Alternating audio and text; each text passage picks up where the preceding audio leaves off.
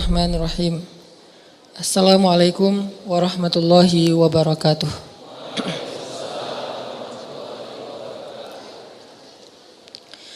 Alhamdulillahi rabbil alamin. Nahmaduhu wa nasta'inuhu wa nastaghfiruh. Wa na'udzu billahi min syururi anfusina wa sayyiati a'malina.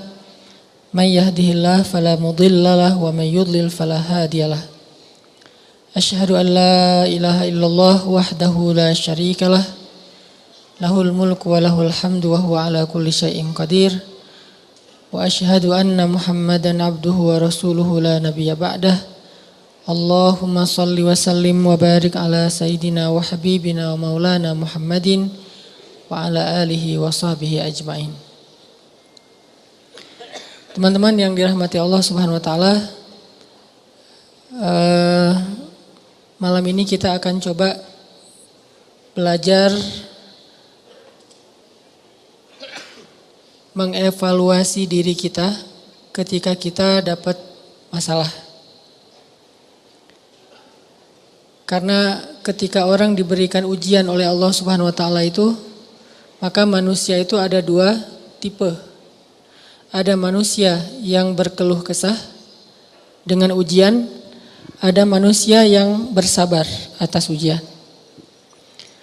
Dan orang yang bersabar ini juga bermacam-macam bentuknya. Ada yang sabar dengan pasrah, ada yang sabar justru dengan memperbaiki diri. Dia bersabar sambil memperbaiki dirinya. Karena dia sadar tidak ada masalah yang menimpanya kecuali ada yang salah dalam dirinya. Tidak ada musibah yang menimpa dia kecuali ada sesuatu yang dia lakukan yang mungkin bukan kebaikan, yang mungkin dosa. Sehingga selain bersabar, sembari bersabar dia mencoba untuk mengevaluasi, memperbaiki diri.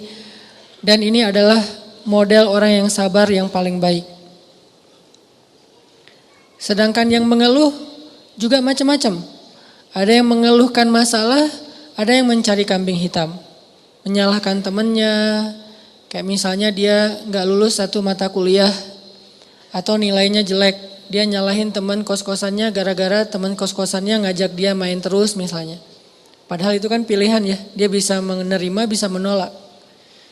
Bisa nyalahin mantannya, ini gara-gara saya diputusin, saya nilainya jadi jelek. Ya salah juga sih. Nah ini kan bentuk-bentuk keluhan nih. Ada yang menyalahkan sampai tingkat keluhan yang paling parah itu menyalahkan takdir. Menyalahkan Allah. Ya Allah kenapa saya? Apa maunya engkau? Dan seterusnya dan seterusnya. Nah malam ini kita akan bahas angle orang yang ketika diuji oleh Allah bersabar. Dan juga sambil bersabar dia mencoba untuk memperbaiki diri. Dan ini adalah cara yang paling baik dalam menyikapi suatu musibah atau masalah. Cara yang paling elegan dan cara yang paling bijak, cara yang paling disukai Allah ketika kita mendapatkan masalah itu justru kita mencari tahu apa salah kita. Walaupun masalahnya bukan dengan keadaan, kalau menyalahkan keadaan kan susah. Masalahnya kadang dengan orang lain. Orang mencela kita, orang berkata-kata tidak baik kepada kita. Ya memang salah dia, tapi tidak akan menimpa ucapan itu kepada kita kecuali memang ada sesuatu yang terjadi dalam diri kita. Ada sesuatu dosa yang pernah kita lakukan. Nah ini namanya belajar bersabar sambil mengevaluasi diri. Bahasa fikihnya muhasabah diri. Menghitung-hitung apa kesalahan dalam diri kita. Nah, kita akan bahas tentang ini. Gimana caranya kita menghadapi masalah, menghadapi satu musibah, menghadapi satu kejadian yang tidak enak dengan sabar tapi enggak sekedar pasif. Enggak sekedar mengatakan innalillah wa inna ilaihi rajiun. Enggak hanya sekedar mengatakan hasbiyallah wa ni'mal wakil. Enggak hanya sekedar merasa ini adalah cara Allah untuk menaikkan derajat saya. Kadang kalau hanya kegeeran kayak gini nih, kita jadi nggak pernah menjadi lebih baik. Kan ada orang ketika diuji oleh Allah, Boleh sih merasa bahwa oh ini cara Allah menaikkan derajat saya. Tapi kalau hanya kayak gini doang, rasa-rasanya kita terlalu kegeeran. Dan kalau terlalu kegeeran, kita nggak punya dorongan untuk memperbaiki diri. Kalau saya lebih suka angle-nya, kalau orang lain yang kena musibah, kita bilang itu untuk mengangkat derajat dia. Kalau kita yang kena musibah, kita bilang ini karena dosa-dosa saya. Angle kayak gitu tuh lebih enak, lebih produktif. Daripada dibalik, giliran kita yang kena musibah, kita bilang emang Allah tuh pengen ngangkat derajat saya, makanya dikasih musibah. Agak GR ya. Giliran orang lain kena musibah, lo sih banyak dosa. Nah ini nih, sering ada judgement kalau orang lain. Coba dibalik, judgementnya ke diri sendiri, ke orang lain tuh husnuzon. Ini lebih enak nih, makanya hadis-hadis penyebab terjadinya musibah itu kan banyak. Coba kita pilih beberapa hadis, satu kita berikan untuk menilai orang lain, yang lain kita ambil untuk menilai diri kita. Nah ini beda nih standarnya. Kayak tadi, kalau orang lain yang kena musibah, kita husnuzon, Allah lagi pengen dekat sama dia. Kita husnuzon, Allah pengen menggugurkan dosa-dosa dia. Kita husnuzon, Allah pengen mengangkat derajat dia. Kita husnuzon, emang orang yang paling dicintai Allah tuh biasanya dikasih banyak ujian. Gitu husnuzonnya, kalau orang lain yang kena masalah atau musibah. Jangan, tuh kan, saya bilang juga apa, tuh gara-gara dia dulu zalim sama saya, sekarang dibalas sama Allah. Jangan gitu. Jangan kegeeran bahwa itu kayak karma ya, gara-gara dia pernah nyakitin kita sekarang dibalas sama Allah. Belum tentu juga kayak gitu. Kegeeran kita tuh kadang-kadang bikin kita jadi nggak pernah belajar. Merasa udah baik, walaupun dalam kondisi yang paling sulit juga merasa udah baik. Begitu dikasih musibah, wah Allah kangen sama saya nih. Harusnya ke orang lain kayak gitu tuh. Begitu dikasih musibah, wah Allah pengen menghapus dosa-dosa saya. Bagus, gak salah. Cuman kalau keseringan, ini namanya GR. Gak tahu proporsional gak kalau kayak gini terus. Harusnya jangan hanya ini. Diutuhkan juga dengan satu angle lain. Yaitu angle, oh saya ada salah. Oh saya ada dosa. Oh saya ada yang keliru. Makanya datang musibah itu tidak akan terjadi musibah kepada saya kecuali karena kesalahan saya sendiri. Kan hadis qudsinya kayak gitu. Hadis qudsi kalimat salah satu dari kalimat hadis qudsi yang panjang. Hadisnya tuh panjang banget, satu halaman. Salah satu kalimatnya tuh Allah bilang, hadis qudsi itu kan Allah yang ngomong ya. Cuman captionnya dari Nabi. Gagasannya dari Allah, captionnya dari Nabi. Kalau Quran gagasan dan captionnya dari Allah. Kalau hadis gagasan dan captionnya itu dari Nabi. Nah Allah bilang, kalau kalian dapat masalah, kalau kalian dapat nikmat, janganlah kalian memuji kecuali aku. Kalau kalian mendapatkan musibah, janganlah kalian menyalahkan kecuali diri kalian sendiri. Jadi kalau kita dapat nikmat, jangan muji diri. Gua emang ya gini lah. Kita sering kalau ke diri itu yang enak-enak aja diambil. Kalau misalnya orang lain, itu mah kebetulan doang misalnya. Kalau giliran kita, ya ini memang saya memang kayak gini orangnya, bukan sombong ya gitu. Nah ini artinya kita terlalu sering kegeeran. Kalau kita dapat nikmat, yang dipuji adalah Allah. Makanya kalimat kalimat yang paling Allah suka itu Alhamdulillah. Itu kalimat yang paling Allah suka. Kita memuji Allah kalau kita dapat nikmat. Kita bilang, hadza min fadli rabbi. Ini anugerah dari Allah, ini hadiah dari Allah, ini kebaikan dari Allah, ini karena Allah ngasih dan seterusnya dan seterusnya. Jadi yang dipuji itu Allah. Wa amma bi ni'mati rabbika fahaddits, itu membicarakan nikmat Allah. Bukan membicarakan kehebatan diri kita. Tapi kalau diberikan musibah, jangan kita menyalahkan siapapun kecuali diri kita sendiri. Nah ini salah satu angle yang dibangun lewat hadis qudsi. Walaupun kadang bisa kita secara realistis melihat kesalahan orang lain, untuk apa? Bukan untuk mengkambing hitamkan dia. Kalau emang dia salah, bukan untuk mengkambing hitamkan. Untuk apa? Untuk menghindar, untuk waspada, jangan sampai kita jadi korban dia lagi untuk kesekian kalinya. Kayak ada orang yang zalim. Gara-gara kezoliman dia akhirnya kita kena batunya nih. Ada orang yang dalam satu tim misalnya gak jujur. Akhirnya kita kehilangan satu proyek, satu usaha kita tuh bangkrut gara-gara dia gak jujur. Memang dia yang salah. Salah satu yang salah itu adalah dia. Dan kita akui bahwa itu kesalahan dia, tapi bukan untuk mengkambing hitamkan dia. Kalau enggak karena kamu tuh enggak ada masalah ini. Enggak, dia bukan satu-satunya, salah satunya.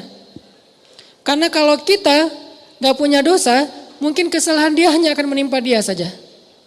Tapi karena kita juga punya dosa, akhirnya kesalahan dia juga menimpa kita. Tapi Ustadz, ada yang hadis mengatakan kalau di dalam satu masyarakat ada orang yang berbuat dosa, nanti Allah akan timbakan musibah yang kena bukan cuma dia, sampai tetangganya juga kena. Itu kenapa bisa gitu? Dosa tetangganya apa? Dosa tetangganya membiarkan kemungkaran terjadi. Kesalahan masyarakatnya adalah membiarkan dosa itu tanpa ada orang yang mau memperbaikinya. Itu kesalahan masyarakat. Jadi pesan moral dalam hadis itu bukan orang yang gak salah terus kena juga, bukan. Orang yang gak salah itu kena gara-gara mereka membiarkan kemungkaran itu terjadi. Kalau ada usaha dakwah, Allah gak akan menimpakan. Kalau ada nabi, kalau ada dai, kalau ada ulama yang berdakwah untuk mencegah kemungkaran di situ, maka Allah tidak akan menimpakan musibah itu kepada mereka. Kenapa? Masih ada dai. Sebagaimana Nabi Lut, ketika Nabi Lut masih berdakwah, Allah gak akan hancurkan gunung di Sodom. Allah suruh dulu Lut keluar, baru dihancurkan.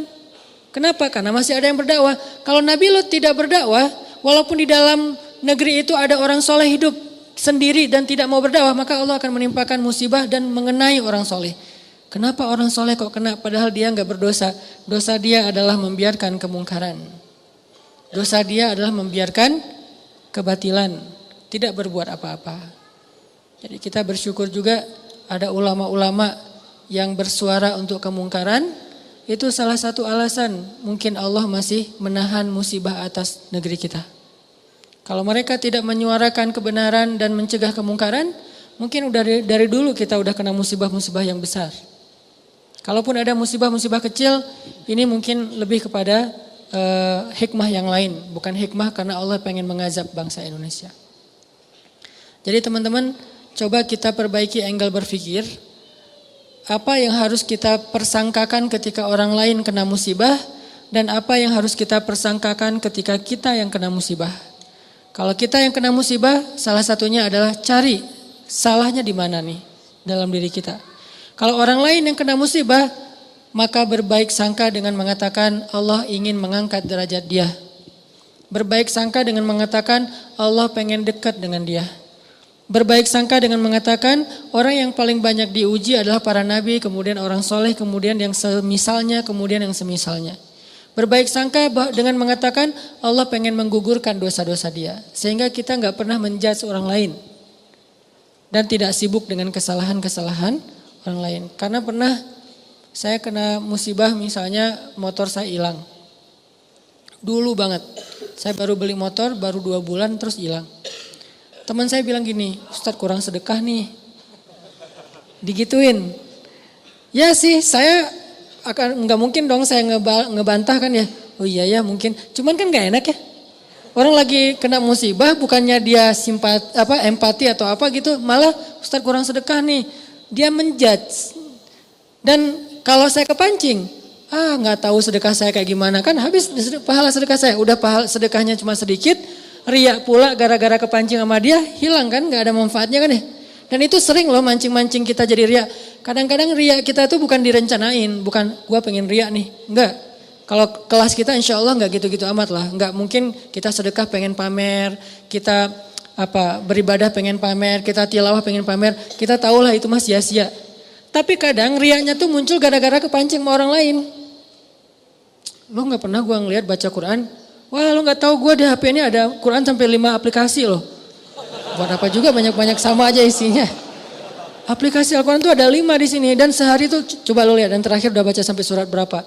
Kan kepancing tuh, riak lah kita gara-gara orang lain. Atau misalnya taklim atau apalah. Atau umroh, haji, sedekah kayak gitu-gitu. Ada yang mancing, lo gak peduli banget dengan saudara-saudara kita yang di Palestina. Itu di sana tuh ngeri banget loh keadaannya. Lu kayaknya biasa-biasa aja. Lu ngelihat gua main, tapi gua tuh sedekah, gua tuh donasi terus setiap minggu tuh ngirim 1 juta. Habis kan? Ini riya yang kepancing namanya. Dan sama statusnya dengan riya yang direncanain. Makanya jangan gampang kepancing. Dia ngomong gitu ke saya lagi hilang motor, dia bilang Ustadz kurang sedekah. Kemarin ketinggalan dompet.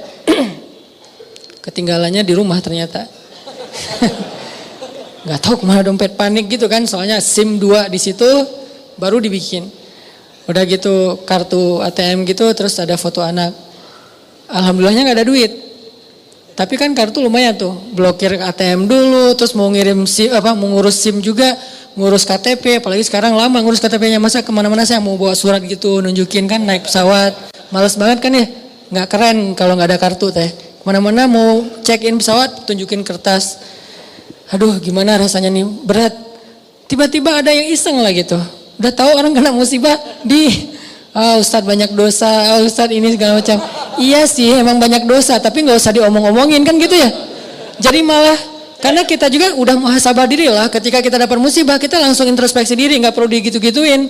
Kadang kita ke orang lain tuh gitu teman-teman. Dia mungkin udah sadar, atau gak usah orang lain, keluarga sendiri, pasangan kayak gitu juga.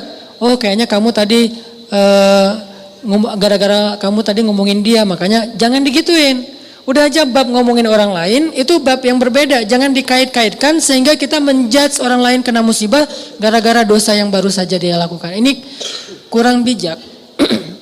Yang bisa mengatakan ini hanya orang-orang tertentu seperti para nabi, terus ulama-ulama dengan level tertentu. Kalau kita dengan teman, jangan ngambil peran sebagai ulama. Beda. Kalau kita sebagai teman, ngambil peran ya cuma teman doang. Empati, peduli, bantuin. Kalau ulama kapasitasnya emang menasehati. Ulama itu kapasitasnya emang mengeluarkan fatwa. Bahkan menjudge, itu hak ulama menjudge. Karena ulama itu sama kayak hakim. Tugas hakim itu adalah menghakim. Menyampaikan hukum halal haram, hak batil dan seterusnya. Tapi kita kalau ke teman beda sama ulama. Kalau ulama kayak gitu maklumi, emang tugas ulama kayak gitu. Kalau kita mengambil peran ulama ini gak bisa dimaklumi. Ini agak blunder. Agak offset nih kalau menurut saya. Jadi kalau teman-teman ngedengar ada ustadz-ustadz yang di sosial media berfatwa, itu emang tugas mereka. Jangan dijudge juga, nih ustadz ini kurang bijak. Emang gitu. Kalau kita yang kayak gitu, yang namanya kurang bijak. Kalau ulama kayak gitu, bijak tuh. Karena kalau ulama diam, lalu di mana amar ma'ruf nahi mungkar? Kalau ulama diam, lalu di mana dakwah? Kalau gitu saya juga harus enggak. Kalau kita enggak boleh ngomong, mending diam. Karena ketika kita ngomong, kemungkinan salahnya lebih besar daripada benar. Terus gimana? Ya udah bantuin orang yang kena musibah. Jangan dijudge, jangan dihakimin, jangan difatwain. Kita bukan ahlul fatwa. Kita bukan mufti. Kita hanya orang biasa. Kalau mau sekedar watawasau bil haq Ustaz. Ya, watawasau bis sabr juga kan. Kita nasihatnya itu menguatkan kesabaran dia, bukan nasihatnya membuat dia makin jatuh. Lu sih, nah ini bikin jatuh nih.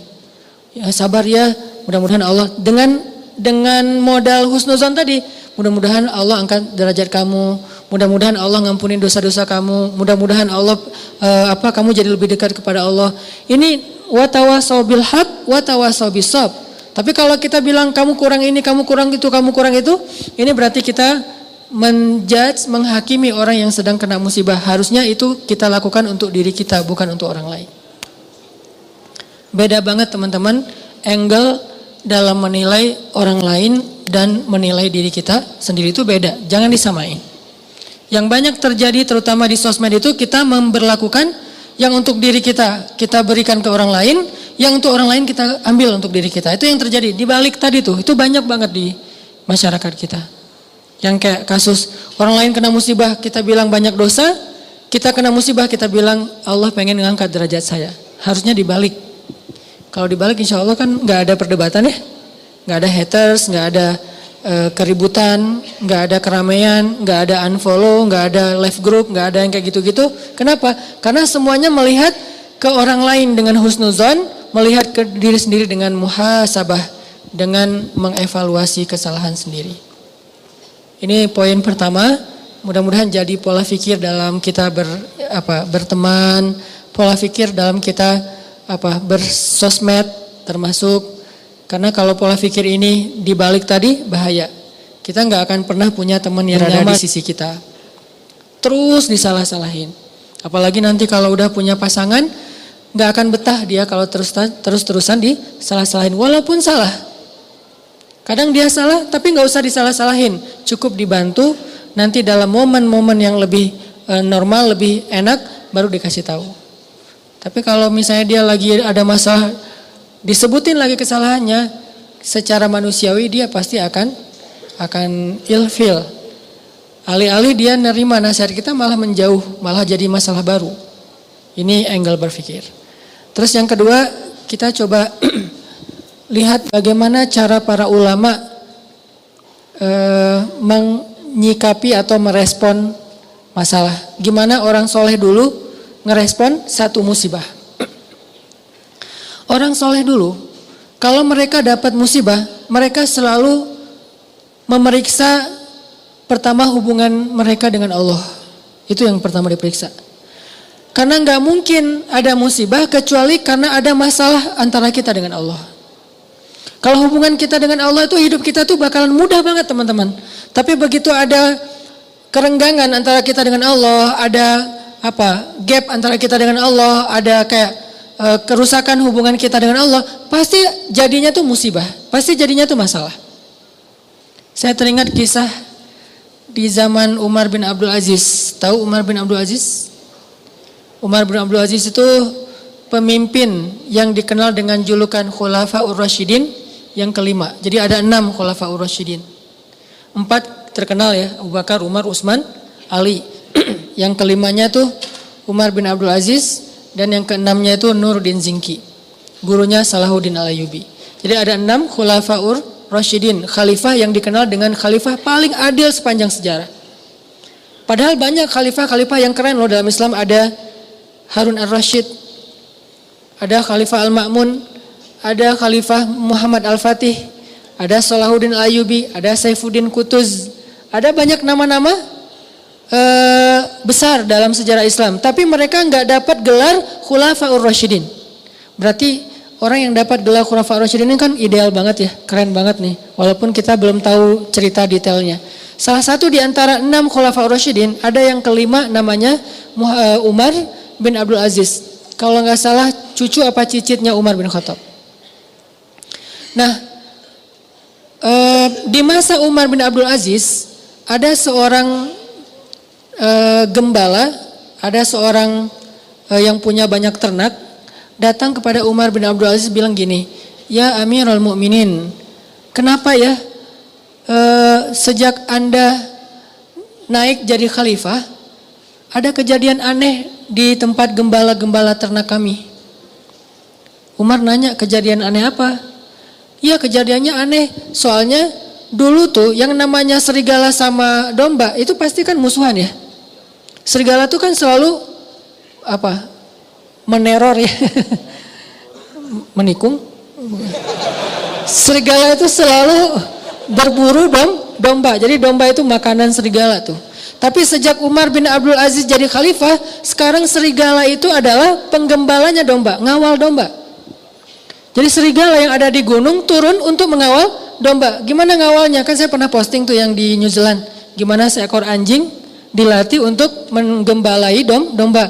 Domba dibawa ke padang rumput, nanti sore dibawa pulang lagi ke kandangnya. Bukan lagi tugas penggembala, dilakukan oleh para serigala. Bayangin, pemangsa yang selama ini selalu memangsa serigala secara diam-diam, sekarang malah mengawal serigala ke tempat padang rumput dan sore hari mengawal mengawal domba pulang lagi ke kandangnya.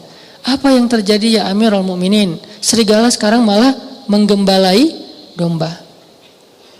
Apa kata Umar bin Abdul Aziz?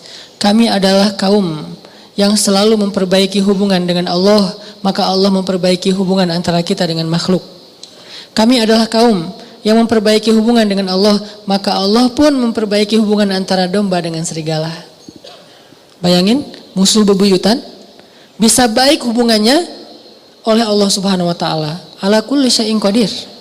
Apalagi cuma calon mertua yang pernah nolak kita, biasa banget itu, gampang. Ini serigala loh, yang makan domba, bisa jadi pengawal domba. Apalagi cuma nolak, nggak dimakan kan? Nggak diapa-apain, nggak sampai disakitin, nggak sampai dirampas, nggak sampai dibegal. Kecuali calon mertuanya begal. Gak diapa-apain. Nah apalagi yang masalah-masalah sepele dengan pasangan, dengan teman, dengan apa, masalah rezeki.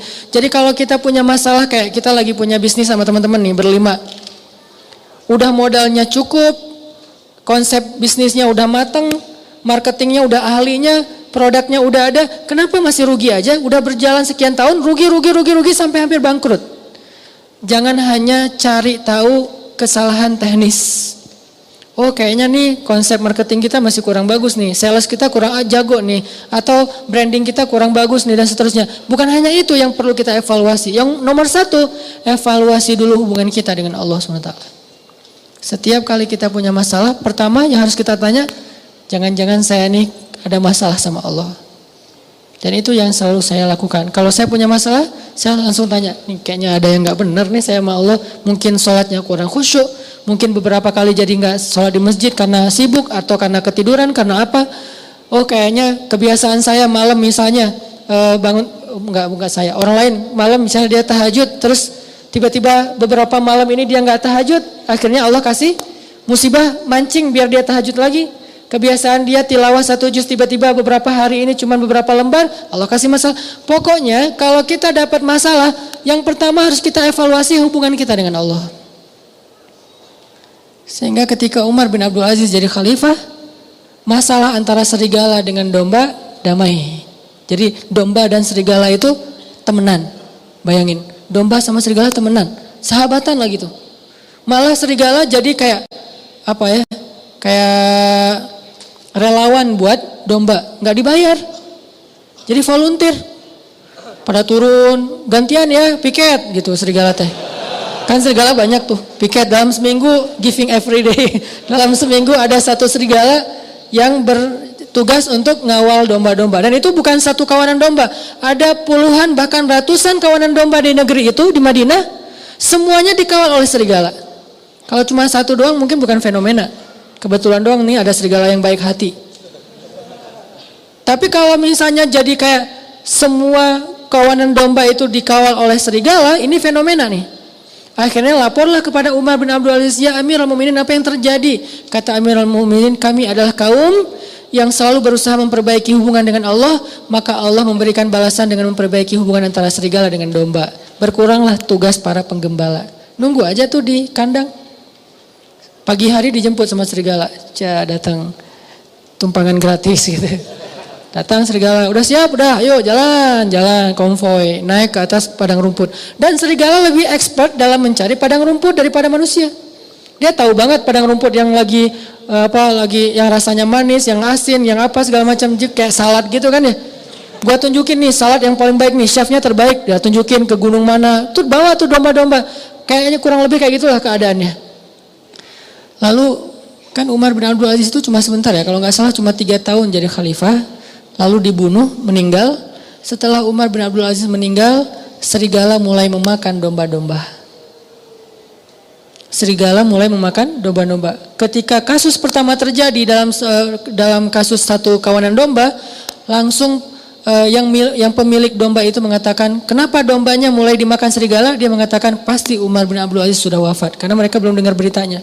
Pasti Umar bin Abdul Aziz sudah wafat, makanya serigala mulai galak lagi dan makan domba. Galak. Akhirnya mereka pun cari tahu, benarkah Umar bin Abdul Aziz wafat atau dia turun tahta? Ternyata ketika mereka cari tahu, mereka dengar berita, benar Umar bin Abdul Aziz telah wafat. Sehingga orang-orang tidak punya lagi orang soleh yang memimpin. Akhirnya Allah putuskanlah silaturahim antara serigala dengan domba. Dan ini kisah nyata. Saking solehnya Umar bin Abdul Aziz. Makanya layak disebut khulafaur rasyidin. Tingkat kesolehannya itu sampai bisa mempersaudarakan antara domba sama serigala. Kita kucing sama tikus saja gak bisa. Bayangin kalau saking solehnya kita, kucing sama tikus duduk berdua gitu, makan keju apa segala macam. Tikus sama kucing, kenapa? Suami yang soleh di rumah. Jadi bisa jadi seorang kakak sama adik itu gak akur, bisa jadi suami istri gak akur, mertua dengan menantu gak akur, dan seterusnya, teman dalam satu tim gak akur, dan seterusnya. Itu penyebabnya kenapa? Hubungan kita dengan Allah kurang akur. Sehingga Allah tidak memperbaiki hubungan kita dengan manusia, dengan makhluk. Jadi yang pertama kita evaluasi kalau kita punya masalah teman-teman, evaluasilah hubungan kita dengan Allah. Kalau kita merasa nggak punya dosa besar, minimal dosa kecil. Tapi kan dosa kecil tuh rata-rata nggak sadar Ustadz. Ya kalau nggak sadar ya nggak apa-apa, nggak harus tahu, nggak harus sadar. Tapi kan kita bisa tetap istighfar. Walaupun kita nggak sadar berbuat dosa kecil, dan pastinya kita berbuat dosa kecil, tapi kita nggak sadar, tinggal istighfar. Oh berarti saya kurang banyak istighfar. Dan itu ajaib loh, ajaib banget. Coba dawamin aja, begitu ada masalah langsung perbaiki hubungan dengan Allah. Itu ajaib banget, langsung Allah perbaiki hubungan kita dengan seseorang itu bertahap, tapi ya bertahap, cuman kelihatan tahapannya tuh. Nggak gitu-gitu aja, ada progresnya, pasti tuh. Saya ngalamin banget. Yang paling sederhana mungkin dan buat saya itu nggak nyaman juga kalau ada masalah dengan pasangan. Diam-diaman. Istighfar, sholat sunnah, minta ampun sama Allah, mulai lagi memperbaiki hubungan sama Allah. Itu bertahapnya dan tahapannya itu nggak lama, cepat banget diperbaikinya. Oh emang benar berarti sayanya yang menjauh dari Allah. Saya yang mutusin Allah sehingga Allah putuskan saya dengan makhluknya, dengan hambanya. Kan Allah yang membolak-balikan hati kan. Kalau Allah ambil hati seseorang dari kita, kita bisa apa? Kita punya dunia dan seisinya pun gak bisa ngebeli hati dia. Gak punya apa-apa. Kalau Allah kasih hatinya ke kita, dia akan memberikan semuanya untuk kita. Makanya perbaiki dulu hubungan kita dengan Allah. Itu yang paling berpengaruh dalam hidup kita. Dosa salah satunya. Kan saya sering bilang, ulama dulu tuh kalau mereka dapat masalah, mereka akan melihat dirinya sebagai pendosa. Masalah sekecil apapun, sampai gini masalahnya. Ternak mereka susunya berkurang aja, mereka istighfar. Biasanya susu setiap hari itu 1 ember, 1 timba. Hari ini kurang dari 1 ember. Kenapa susu ternak saya hari ini kurang dari 1 ember? Pasti saya punya dosa. Astagfirullahaladzim, astagfirullah. Gitu cara mereka menyelesaikan masalah. Sebelum mencari tahu, oh ternaknya kurang sehat atau apa, itu yang kesekian. Lagian itu butuh waktu. Kalau dengan Allah kan gak butuh waktu ya, cepat ya. Begitu kita dapat masalah, kan gak butuh waktu untuk mencari tahu apa ya masalah saya dengan Allah. Udah ketahuan langsung tuh. Ibadahnya mulai berkurang, kualitasnya atau kuantitasnya, atau dosanya nambah, tinggal istighfar dan sholat sunnah. Wasta'inu bis sabri wassalah, salah satunya dengan sholat. Jadi lebih cepat memperbaiki masalah kita dengan evaluasi hubungan kepada Allah daripada evaluasi teknis dalam masalah itu. Ulama tuh kalau misalnya ada kejadian kecil aja, kayak misalnya atap rumahnya bocor, ini pasti karena saya banyak dosa, astagfirullahalazim. Lampu rumahnya mati, astagfirullahalazim. Apalagi telepon putus, astagfirullahalazim, belum bayar. Ini istighfar. Pokoknya masalah apa aja, istrinya ngambek, astagfirullahalazim. Masakan gak enak, astagfirullahalazim. Lupa naruh garam, kan dosa juga ya, dosa kecil. Artinya istighfar, perbaiki hubungan dengan Allah. Ini salah satu hal yang bisa kita evaluasi kalau kita lagi punya masalah. Yang kedua apa? Nah setelah masalah kita dengan Allah udah kita evaluasi, coba evaluasi lagi poin yang kedua tuh hubungan kita dengan orang tua. Karena ini juga sangat berpengaruh teman-teman dalam hidup kita. Terutama dengan ibu. Dan beda ya, cara kita berinteraksi sama ibu dan cara kita berinteraksi dengan ayah itu beda. Kalau dengan ibu berbuat baik, kalau dengan ayah minta kebaikan. Apa kebaikannya? Doa. Jadi kalau kita nanya ke Nabi, ya Rasulullah, siapa orang yang paling berhak dapat kebaikan dari saya? Kan ibumu, ayahmu ya. Tapi kalau kita nanya, siapa orang yang paling berhak saya minta doa darinya? Ayahmu, ibumu, pasti gitu.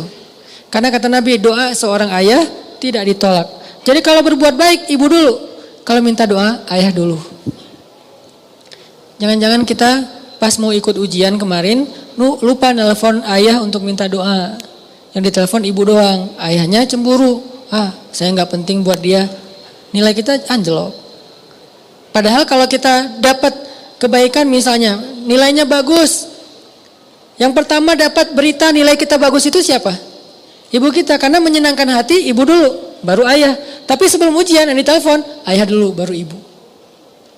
Beda cara kita memperlakukan orang tua kita. Insya Allah bab ini kita akan bahas nanti setelah salat Isya. Tadi kita membahas tentang gimana cara kita menghadapi satu ujian atau satu masalah, sekecil apapun masalah itu. Bahkan sampai masalahnya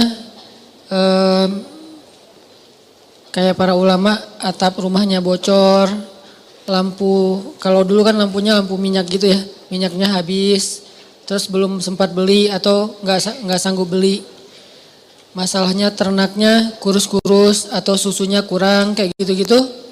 Apapun masalah yang dihadapi, hal pertama yang harus dievaluasi adalah hubungannya dengan Allah. Salah satu contohnya tadi di zaman Umar bin Abdul Aziz, ketika Umar bin Abdul Aziz jadi khalifah, karena Umar bin Abdul Aziz ini selalu menjaga hubungan baik dengan Allah, maka Allah juga memperbaiki hubungan antara serigala dengan domba. Terjadi juga di zaman Umar bin Khattab. Ketika Umar bin Khattab jadi khalifah, terus orang Mesir tuh ngalamin musim kering, sampai gagal panen, air sungai Nil itu udah nggak ngalir lagi ke ladang-ladang gandum mereka. Akhirnya Umar bin Khattab mengirim surat kepada gubernur Mesir. Waktu itu gubernur Mesirnya Amr bin As. Dikirim sama Umar suratnya. Dan isi surat itu adalah doa. Doa dari Umar bin Khattab, disuruh bacanya di Mesir. Begitu sampai di Mesir, Amr bin As membacakan doa ini. Isinya adalah Bismillahirrahmanirrahim, ya Allah berikanlah air hujan untuk bangsa Mesir, untuk rakyat Mesir. Baru doa itu selesai dibacakan, langsung mendung, langsung turun hujan. Ini keajaiban orang yang dekat hubungannya dengan Allah. Kalau ada masalah, cepat Allah perbaiki.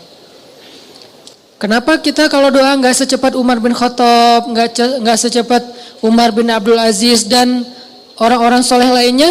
Mungkin karena emang jarak kita dengan Allah itu emang sejauh solusi masalah kita. Itu berbanding lurus tuh. Makin dekat kita dengan Allah, makin dekat kita dengan solusi dan pertolongan. Makin jauh, ya makin lama. Aku tergantung gimana hambaku tuh.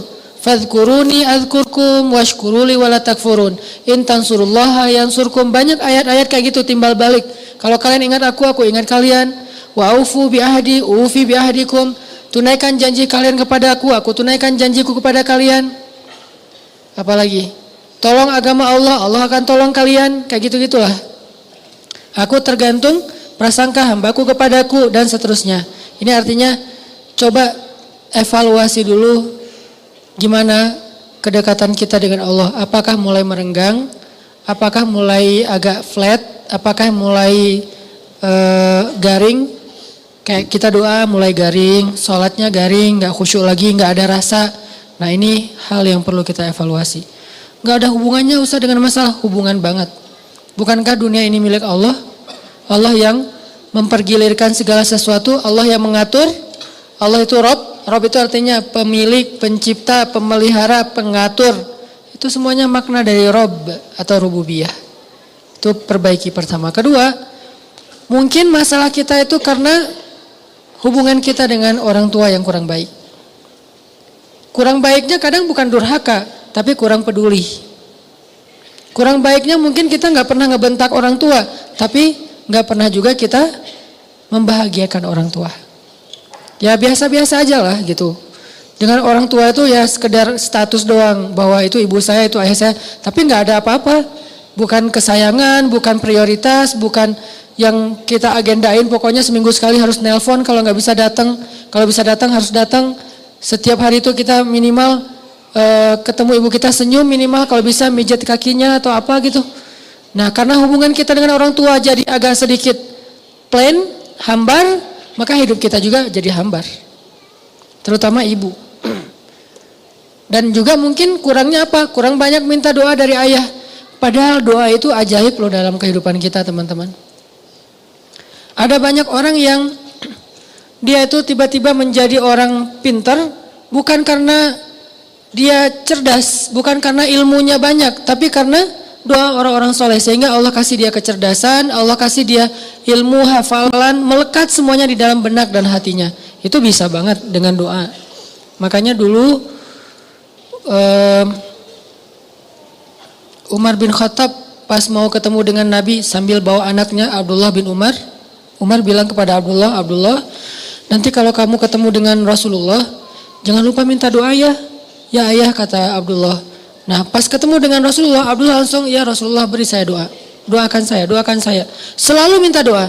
Sehingga akhirnya Allah berikan kecerdasan kepada Abdullah bin Umar bin Khattab jauh di atas bapaknya. Salah satu adegan kecerdasan Abdullah tuh pas Nabi lagi ngajar, mereka pada hadir, para sahabat. Terus Nabi ngetes gitu, ngasih mereka satu pertanyaan dalam bentuk perumpamaan. Pas ngetes kayak gini, sahabat-sahabat yang senior gak ada yang bisa jawab. Abdullah bisa, tapi dia gak mau jawab, diam. Pas pulang Umar nanya, Abdullah, tadi kamu tahu gak jawabannya? Tahu, kenapa gak mau jawab? Aku tidak ingin mempermalukan orang-orang yang udah senior. Ini anak-anak SD loh, udah punya etika kayak gitu. Kenapa? Karena doa dari Rasulullah SAW. Abdullah ibnu Abbas, sahabat Nabi yang kalau ngafal Quran itu sekali dengar langsung hafal. Dan gak pernah lupa. Gak ada dalam cerita Abdullah ibnu Abbas tuh, saya lupa ayatnya di mana itu gak ada. Saya lupa hadisnya, riwayat siapa itu gak ada. Dia selalu ingat. Dan banyak banget ayat yang sahabat gak ngerti, dia ngerti. Sehingga ketika turun ayat, kalau gak salah di surat Al-Kahfi, tidak ada yang tahu makna dari ayat ini illa qalil, kecuali orang yang sedikit. Maka Nabi mengatakan salah satu di antara orang yang sedikit itu adalah Abdullah ibnu Abbas. Hanya sedikit orang yang mengerti ayat-ayat mutasyabihat di dalam Al-Quran sampai ke ta'wil. Ta'wil itu apa di balik ayat, itu cuma sedikit. Jadi Abdullah bin Abbas itu ya, di kalangan sahabat itu mirip kayak Nabi Khidir di antara Nabi Musa. Dia tahu namanya hikmah. Yang orang gak tahu dia tahu. Ini Abdullah bin Abbas. Seperti Nabi Khidir di antara Nabi Musa dan Nabi Yusha. Kenapa? Karena doa Rasulullah SAW. Ketika dia lagi boncengan sama Nabi, Nabi ngedoain Allahumma faqihu fiddin wa alimhu ta'wil.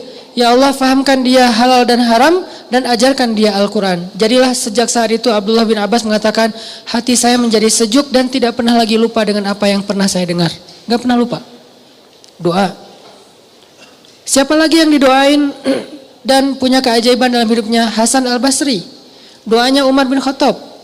Umar ketika bertemu dengan Hasan al-Basri kecil, diusap kepalanya terus didoain, Allahumma faqihu fiddin wa habibhu ilan nas. Ya Allah, jadikan anak ini ngerti agama dan dicintai oleh setiap orang. Sehingga Hasan al-Basri itu terkenal sebagai ulama, gak ada hatersnya. Kan soleh-soleh orang tetap kadang-kadang ada hatersnya ya, yang gak suka, yang apa. Tapi Hasan al-Basri gak ada hatersnya. Sampai orang yang memusuhi beliau juga cinta sama beliau. Gak senang dengan fatwa beliau, tapi ketemu orangnya tuh jatuh hati kepada beliau. Ini Hasan al-Basri. Dan ini saya biasakan doain anak saya, kalau saya lagi ngusap kepala anak saya doakan, ya Allah, Allahumma faqihu fiddin wa habibhu ilan nas. Saya coba hafal beberapa doa yang ajaib di zaman sahabat, terus dipraktekkan ke anak. Kenapa? Doa seorang ayah tidak ditolak. Itu modal kita teman-teman. Doa ayah itu, doa ul walid la yurad. Doa seorang ayah itu gak akan ditolak oleh Allah. Dan itu modal hidup kita tuh. Kalau kita masih punya ayah, jangan sia-siakan. Kalau ibu, pintu surga. Jadi bisa dibilang pintu surganya adalah ibu dan kuncinya adalah ayah. Ada masalah sedikit, telepon ayah kita, ya doain aku. Ada masalah sedikit, senangin hati ibu kita, beli apa gitu, hadiah kan tahabu kan, saling berhadiahlah supaya kalian saling mencintai. Ibu tuh dikasih hadiah, kalau ayah minta doa. Ayah gak terlalu berharap hadiah lah dari anaknya. Beda karakter nih. Ini cara kita berbakti kepada mereka, supaya Allah perbaiki urusan kita. Ada masalah dalam sekolah, ada masalah dalam pertemanan, ada masalah rumah tangga, masalah pekerjaan, telepon ayah, ya doain saya. Pertanyaan besarnya adalah gimana kalau orang tua kita sudah wafat? Berarti kita kehilangan satu kesempatan untuk mendapatkan keajaiban dalam hidup. Kalau berbuat baik tetap bisa, tapi meminta doa kan udah gak bisa ya. Kepada orang yang sudah meninggal, Kecuali Rasulullah yang boleh. Kalau selain Rasulullah menurut jumhur ulama sudah nggak bisa, terputus. Tapi kalau berbuat baik bisa kirim Al-Fatihah, doain mereka, ziarah kubur, apalagi sedekah dan diniatkan juga untuk mereka, maka itu menurut sebagian besar ulama ngaruh. Sama kayak seorang sahabat nanya ke Rasul, ya Rasulullah, kalau saya bersedekah atas nama ibu saya apakah bisa? Bisa, kata Rasul. Bersedekah atas nama ibu, berarti dua yang pahalanya, ibunya dapat pahala, dia yang bersedekah juga dapat pahala. Imam Nawawi itu mazhabnya Syafi'i loh, dan Indonesia itu mayoritasnya Syafi'i. Imam Nawawi mengatakan sedekah seorang anak, amal soleh seorang anak yang dia niatkan untuk orang tuanya itu sampai untuk orang tuanya, sehingga orang tuanya dapat pahala, dia dapat pahala. Itu cara kita berbakti kepada ibu bapak kita kalau keduanya sudah wafat. Berbuat baik kepada orang yang dicintainya, kayak misalnya Nabi Muhammad tuh berbuat baik kepada teman-teman Khadijah. Kenapa? Karena pengen berbuat baik kepada Khadijah, tapi Khadijah sudah wafat. Caranya gimana? Ya udah, berbuat baiklah kepada sahabat-sahabat Khadijah gitu. Jadi kalau orang tua kita udah wafat, saudara kita wafat, atau pasangan kita wafat, cara kita berbuat baik kepada mereka adalah selain doa, beramal soleh dengan niat kepada mereka, salah satunya adalah berbuat baiklah kepada orang-orang yang mereka cintai semasa hidupnya. Siapa yang dicintai ayah kita? Teman-temannya, cinta dalam makna persahabatan ya, teman-temannya, keluarganya, ibu kita juga kayak gitu, pasangan kita juga kayak gitu, berbuat baik kepada dia.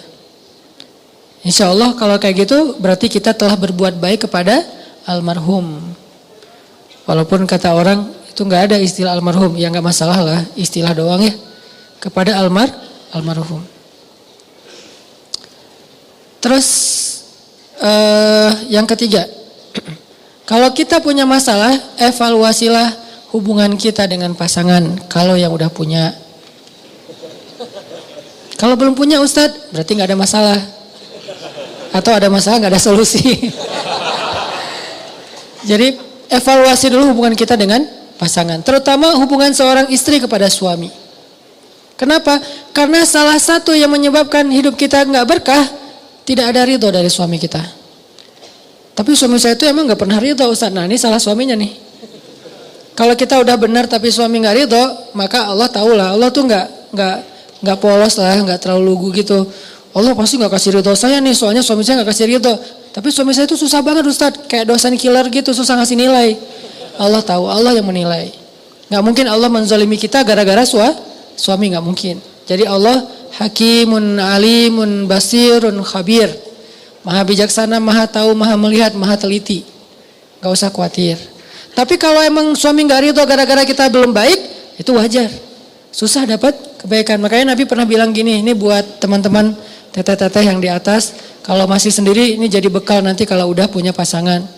Kata Nabi kepada para sahabat-sahabiat, tahukah kalian siapa orang yang paling dijamin masuk surga? Kata para sahabat, siapa ya Rasul? Kata Nabi, orang yang dijamin masuk surga adalah seorang perempuan yang ketika dia ada masalah dengan suaminya, dia segera datang dan dia jabat tangan suaminya, dia cium tangan suaminya, maka Allah langsung menjatuhkan ridho kepada dia dan dijamin masuk surga. Tapi salah suami Ustadz, ini bukan soal siapa benar siapa salah, tapi siapa yang mau ngalah. Benar salah itu relatif ya. Kadang-kadang dua-duanya ngaku benar, susah kan? Tapi siapa yang mau ngalah? Kalau gitu harus istri duluan yang datang. Enggak sih sebetulnya, ini hadis keutamaan kalau istri datang duluan. Nanti ada hadis keutamaan kalau suami datang duluan. Karena ada cerita, ini cerita di zaman sebelum Rasulullah ya, di zaman Nabi Isa kayak gitu. Ada seorang ulama datang ke rumah temannya. Temannya ini orang soleh, datang ke rumah temannya, ngetuk pintu, yang buka istrinya, ditanya ada fulan, kata istrinya nggak ada, nggak tahu juga kemana tuh orang. Istrinya marah-marah. Kenapa kok marah-marah? Iya, siapa yang nggak marah kalau suaminya kayak dia, jelek-jelekin suaminya. Dia jelek-jelekin tuh suaminya tuh sama dia. Ya udah, akhirnya ditunggulah di depan rumah. Sampai sore ditunggu, tiba-tiba datanglah laki-laki temannya ini, laki-laki yang soleh tadi datang, dan di belakangnya ada seekor harimau lagi membawa kayu bakar. harimau bawa kayu bakar. Susah ngebayanginnya. Pokoknya gitulah ceritanya. Nih riwayatnya harimau bawa kayu bakar. Dia cari kayu bakar gitu terus dipikulkan ke atas, harimau dibawa sama harimau. Bayangin, bukan keledai, bukan onta, bukan kuda, harimau. Bawa aja, terus taruh di belakang, harimaunya pergi. Enggak pamitan pula tuh, pergi aja pokoknya. Heran, Masya Allah. Udah ngobrol, gak ditanya-tanya masalah harimau tadi, ngobrol udah selesai, pulang. Setelah beberapa lama, karena ini kan beda kota ya. Setelah beberapa lama, dia mengunjungi lagi temannya yang tadi, si orang soleh, si ulama tadi ini, ngunjungin, nggak tahu berapa bulan, berapa tahun, ngunjungin, dan pas dikunjungin ketuk pintu, Assalamualaikum, Waalaikumsalam, dibukain oleh istrinya, tapi beda. Ditanya butuh siapa, cari Fulan bin Fulan, benarkah ini rumahnya? Oh iya, dia suami saya lagi mencari nafkah, bisa tunggu sebentar di sini? Oh bisa, gimana suami kamu? Disebutin kebaikan-kebaikannya. Gak lama ditunggu, datanglah laki-laki soleh ini memikul kayu bakar sendiri. Udah gak ada lagi harimau yang tadi. Ditaruh, ngobrol, akhirnya orang ulama ini nanya, saya penasaran, mana istrimu yang dulu? Terus gimana kejadian si harimau? Kata orang soleh, ya istri saya yang dulu sudah meninggal dunia. Terus harimau, dulu Allah menguji saya dengan seorang istri yang durhaka, istri yang banyak mengeluh, istri yang menjadi ujian buat saya. Tapi saya bersabar sehingga Allah memberi saya harimau untuk membantu saya dalam pekerjaan. Lalu ketika istri saya meninggal, saya menikah lagi dengan istri yang lebih baik, soleha, dan taat kepada Allah. Dan dia membantu saya, dia memuji saya, dia menghargai saya. Akhirnya Allah tidak mendatangkan lagi harimau itu untuk membantu saya dalam mencari kayu bakar. Pelajarannya di sini apa teman-teman? Kadang Allah memberi kita satu masalah lewat seseorang, di waktu yang sama Allah mendatangkan orang lain yang luar biasa untuk menolong kita dari cara yang berbeda. Lalu ketika Allah cabut masalah ini, maka Allah cabut juga penolong dalam hidup kita. Biasanya itu satu paket. Fa inna ma'al usri yusra. Itu salah satu maknanya. Begitu Allah kasih kita usri, di waktu yang sama Allah kasih kita yusra. Pasti tuh. Cuman kan kita fokusnya ke usrinya ya, ke kesulitannya, nggak fokus kepada kemudahannya. Setiap kali Allah kasih kita kesulitan, di waktu yang sama Allah lagi menurunkan dari langit yang sama kemudahan untuk kita. Kayak gitu kaidahnya. Lalu ketika kesulitannya dicabut, maka kemudahannya dicabut. Pelajaran yang berhubungan dengan pasangan tadi adalah, kadang ketika seorang suami menyadari tentang keutamaan memaafkan istrinya, datang memeluk istrinya, membujuk istrinya, walaupun dia ngerasa bahwa harusnya istri yang datang ke saya, tapi kok saya yang datang ke dia, maka berarti dia melakukan sesuatu yang lebih utama daripada yang harus dia lakukan. Kan dalam Islam itu ada amal yang harus dilakukan, ada amal yang sunnah dilakukan ya. Ada yang wajib, ada yang sunnah. Yang sunnah ini nggak harus, tapi pahalanya luar biasa. Atau ada yang harus dilakukan, ada yang nggak harus dilakukan tapi dilakukan, maka dia mendapatkan pahala yang luar biasa. Contoh, perempuan kalau mencari nafkah lebih besar pahalanya daripada laki-laki dalam kondisi suaminya tidak mencukupi nafkahnya. Pahalanya lebih besar. Seorang suami menjaga anak atau ngepel, nyuci piring, nyuci baju segala macam setelah dia pulang bekerja, pahalanya lebih besar daripada kalau itu dilakukan oleh istrinya. Jadi yang bukan tugas kita kerjain, itu menjadi namanya ihsan. Bukan cuma amal soleh tapi ihsan. Dan ihsan itu di atas amal-amal soleh yang lainnya. Apa itu ihsan? Sesuatu yang tidak perlu kita lakukan, bukan bagian kita, tapi kita lakukan. Itu luar biasa pahalanya. Termasuk seorang istri, misalnya tadi mencari nafkah untuk anak-anaknya, karena suaminya nih nggak pandai mencari nafkah atau memang nggak bertanggung jawab dalam mencari nafkah, maka ibu ini pahalanya double daripada yang dilakukan oleh suami. Begitu juga suami ketika memaafkan istrinya, membujuk istrinya, membahagiakan istrinya padahal istrinya yang bersalah, maka dia mendapatkan pahala yang lebih besar daripada istrinya datang duluan untuk meminta maaf. Masing-masing diberikan kebaikan. Belum lagi nanti teman-teman ada hadis. Hadis ini diriwayatkan tuh gara-gara Hasan Husain pernah ribut. Hasan Husain kan cucu Nabi ya, soleh dua-duanya. Tapi namanya manusia kadang beda pendapat. Ribut nih. Sampai putus silaturahim, gak ngomong 2 hari apa 3 hari gitu antara Hasan dan Husain. Akhirnya setelah seharian apa 2 hari gak ngomong, Hasan datang kepada Husain bilang, maafin saya kalau saya salah dan saya maafin kamu kalau kamu salah. Udah damai. Setelah mereka damai, Hasan mengatakan, saya mendengar dari kakek, yaitu Rasulullah bersabda, jika ada 2 orang yang memutuskan silaturahim, maka yang pertama datang untuk menyambungnya, dialah yang pertama masuk surga di antara mereka berdua. Jika 2 orang bertengkar, yang pertama mengajak damai, maka dialah yang pertama masuk surga di antara mereka berdua. Kalau ganti-gantian Ustaz, lihat aja siapa yang lebih sering.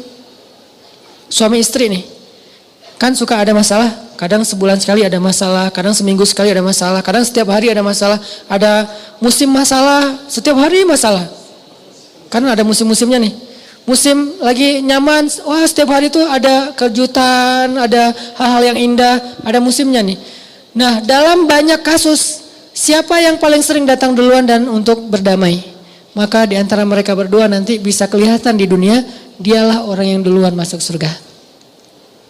Jadi kalau kita ada masalah sama teman, jangan fokus hanya dengan siapa salah siapa benar, tapi coba belajar fokus siapa pengen duluan ke surga. Walaupun kita yang salah, kita yang benar, dia yang salah, yang penting kan kita pengen duluan masuk surga. Caranya ya udah datangi, sambung silaturahim, ajak damai dengan memaafkan kalau emang dia yang salah. Tapi biasanya dua-duanya salah sih. Walaupun pemicunya salah satunya ya, tapi responnya jadi makin rame. Akhirnya dua-duanya salah. Udah minta maaf dua-duanya. Siapa yang duluan datang? Karena datang duluan itu gak gampang loh. Didatangi itu gampang, mendatangi itu yang susah. Kadang didatangi aja masih susah kan? Diajak balikan gak mau.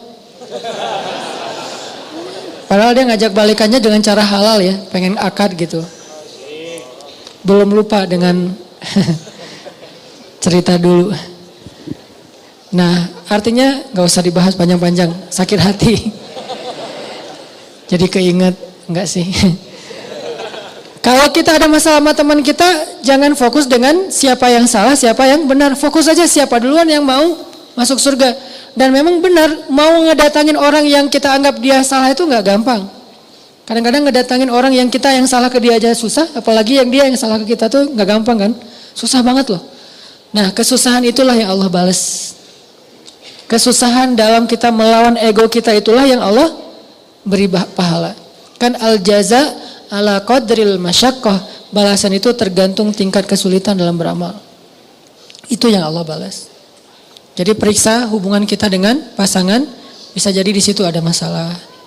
Baru yang terakhir teman-teman, kalau kita punya masalah, punya musibah, coba periksa hubungan kita dengan makhluk. Dengan siapa aja. Karena bisa jadi masalah kita itu gara-gara doa orang yang terzolimi.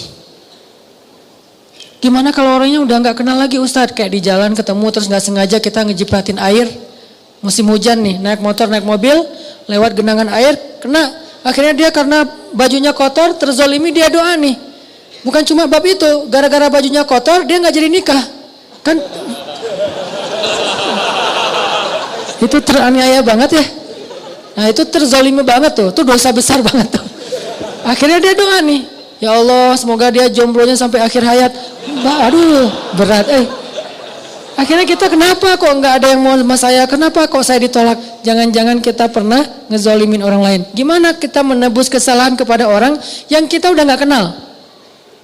Gimana? Pembantu yang pernah kerja di rumah kita, pernah kita celah, terus dia pulang dan nggak punya lagi nomornya, nggak tahu juga alamatnya. Tebuslah kesalahan itu dengan cara, kalau kita udah berusaha ya mencari orang yang gak dapat, apalagi cuma ketemu di jalan doang, gak mungkin ketemu lagi, maka tebuslah dengan cara berbuat baiklah dengan kebaikan yang sama kepada orang lain. Mudah-mudahan itu akan menggugurkan dosa kita kepada orang tertentu. Kepada orang lain. Kayak misalnya tadi, kita nyakitin orang apa dalam bentuk apa misalnya, ngambil hartanya, atau mencurangi gajinya, terus kita gak bisa menebus, mengembalikan harta dia karena nggak tahu orangnya udah kemana, maka bersedekahlah dengan angka yang minimal segitu kepada orang yang membutuhkan. Itu cara tebusnya. Kalau kita mencela, maka maafkanlah celaan orang yang mencela kita dengan apa? Dengan rasa segitu. Kita pernah mencela seseorang, Terus suatu saat kita dicela oleh orang lain, maafkanlah, niatkan, dulu saya juga pernah mencela dia, orang ini, sekarang saya dicela orang lain, maka saya maafkan untuk menebus kesalahan saya. Nomornya udah hilang, alamatnya nggak tahu, atau cuma ketemu di jalan. Ini cara kita nebus. Jangan-jangan doa dia yang bikin hidup kita susah. Di zaman Umar bin Khattab, ada seorang laki-laki yang hidupnya susah banget. Usaha apa aja gagal, rugi, sakit-sakitan, keluarganya tuh berantakan. Gak ada kebaikan dalam hidup dia. Sampai ketika dia sakit keras, Umar datang kepada dia dan bertanya, apa yang membuat kamu jadi hidup kayak gini? Umar kan suka nyari hikmah ya. Apa yang membuat hidup kamu kok susah banget kayak gini? Semuanya susah. Apa kata dia? Ya Amirul Mukminin, dulu saya pernah menzalimi seseorang. Dan waktu itu saya mendengar dia berdoa. Dan doa orang yang terzalimi itu tidak ditolak oleh Allah SWT. Dan inilah buah dari doa dia, sehingga sejak dia mendoakan saya sampai hari ini hidup saya susah aja, nggak ada solusinya. Fisiknya sakit-sakitan terus menerus, kemudian keluarganya berantakan, bisnisnya bangkrut semuanya satu persatu, anaknya ninggalin dia, sakitnya nggak pernah sembuh, terus aja kayak gitu. Dan yang paling berat adalah dianya nggak dikuatkan hatinya, sehingga ngeluh terus. Ada orang yang diberikan ujian tapi dikuatkan hati ya. Ada orang udah dikasih ujian, dilemahkan hatinya, itu sengsara banget tuh. Makanya hati-hati dengan ketidaksengajaan kita, apalagi sengaja. Banyak istighfar, banyak berbuat baik. Tebuslah kesalahan kita dengan sedekah, tebus kesalahan kita dengan memaafkan orang lain, tebus kesalahan kita dengan membantu orang lain. Itu cara-cara kita nebus kesalahan kepada orang yang kita udah gak kenal. Kalau masih kenal, coba berusaha untuk minta maaf ke dia. Udah minta maaf gak dimaafkan? Nah, serahkan itu kepada Allah. Yang penting kita udah ikhtiar. 4 berarti evaluasi hubungan kita dengan Allah, evaluasi hubungan kita dengan orang tua, evaluasi hubungan kita dengan pasangan, terutama ke suami, evaluasi hubungan kita dengan sesama. Walaupun kita nggak kenal, karena pernah ada adegan kecil tapi dampaknya besar dalam hidup kita. Barakallah, mudah-mudahan ini menjadi motivasi, booster buat kita dalam beramal soleh. Barakallahu li wa lakum. Subhanakallahumma wa bihamdika asyhadu an la ilaha illa anta astaghfiruka wa atubu ilaik. Assalamualaikum warahmatullahi wabarakatuh.